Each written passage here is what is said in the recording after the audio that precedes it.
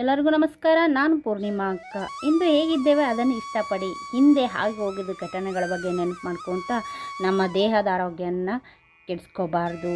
ಹಿಂದೆ ಎಷ್ಟೇ ದುಃಖ ಆಗಿರ್ಬೋದು, ಕಹಿ ಘಟನೆ ನಡೆದು ಹೋಗಿರ್ತವೆ, ಅದನ್ನು ನೆನಪು ಮಾಡ್ಕೊತ ವಿಚಾರ ಮಾಡ್ಕೊತ ನಮ್ಮ ದೇಹದ ಆರೋಗ್ಯನ ಕೆಡಿಸ್ಕೊಂಡಿರ್ತಾರೆ. ಸೊ ಅದನ್ನು ನೀವು ಆ ಥರ ಮಾಡಬಾರ್ದು. ಯಾಕಂದರೆ ಆಗೋಗಿದ್ದನ್ನ ಎಷ್ಟೇ ಕೊಟ್ಟರು ಚಿಂತೆ ಮಾಡಿದ್ರೆ ಬರುತ್ತಾ ಬರಲ್ಲ. ಸೊ ಹಾಗಾಗಿ ನಾವು ಜೀವನ ಹೆಂಗೆ ಕರ್ಕೊಂಡು ಹೋಗುತ್ತೆ ಹಂಗೆ ಮುಂದೆ ಹೋಗ್ತಾನೆ ಇರಬೇಕು. ಸೊ ನಮ್ಮ ಕೆಲಸನ ಇಷ್ಟಪಡಿ. ಅದರಿಂದ ನಾವು ₹1 ತೊಗೊತೀವಿ, ಲಕ್ಷ ತೊಗೊಂಡ್ರು ಎಷ್ಟು ತೊಗೊಂಡ್ರೂ ನಾವು ಅದನ್ನು ಇಷ್ಟಪಡಲೇಬೇಕು. ಕೆಲಸನೇ.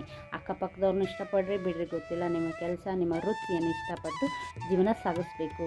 ಇವತ್ತು ನಾನು ಸಿಂಪಲ್ಲಾಗಿ ಮಜ್ಜಿಗೆ ಸಾಂಬಾರು ಮಾಡೋದು ಹೇಗೆ ಅಂತ ಹೇಳ್ಕೊಡ್ತೀನಿ. ಒಂದು ಬಾಣಲೆ ತಗೊಳ್ರಿ. ಕಾದ ಬಾಣಲೆಗೆ ಎಣ್ಣೆ ಹಾಕಿ, ಜೀರಿಗೆ ಸಾಸಿವೆ ಹಾಕಿ ಚಟಪಟ ಅಂದಮೇಲೆ ಅದಕ್ಕೆ ಕರಿಬೇವು ಮೆಣಸಿನ್ಕಾಯಿ ಒಟ್ಟಿಗೆ ಹಾಕಿ, ನಂತರ ಉಳ್ಳಾಗಡ್ಡಿ ಹಾಕಿ ಚೆನ್ನಾಗಿ ಕೈಯಾಡಿ, ಅದಕ್ಕೆ ರುಚಿಗೆ ತಕ್ಕಷ್ಟು ಉಪ್ಪು ಹಾಕಿ, ಬೇಕಂದರೆ ಬೆಲ್ಲ ಹಾಕಿ ಇಲ್ಲ ಸಕ್ಕರೆ ಹಾಕಿ ಕೈಯಾಡಿ.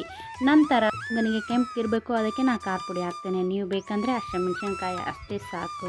ಸೊ ಇಷ್ಟೆಲ್ಲ ಆದಮೇಲೆ ಮೊಸರಿಗೆ ನಾವೇನು ಮಾಡಬೇಕು, ನೀರು ಹಾಕಿ ಕಲಿಸ್ಬೇಕು. ನೀರು ಹಾಕಿದ ಮೇಲೆ ಮಾಡಿರುವಂಥ ಹುರುಳಿಯನ್ನು ತೊಗೊಂಡು ಮೊಸರಿಗೆ ಕಲಸಿ ಆಗೋಯ್ತು ಮಜ್ಜಿಗೆ ಸಾಂಬಾರು. ಬೇಕಂದರೆ ಇನ್ನೂ ಸ್ವಲ್ಪ ನೀರು ಹಾಕಿ ಆಯಿತು. ಬ್ಯಾಚುಲರ್ಸ್ ಆರಾಮ್ ಮಾಡ್ಕೊಂಡು ತಿನ್ನಿರಿ. ಇದಕ್ಕೇನು ತರಕಾರಿ ಬೇಕಾಗಿಲ್ಲ.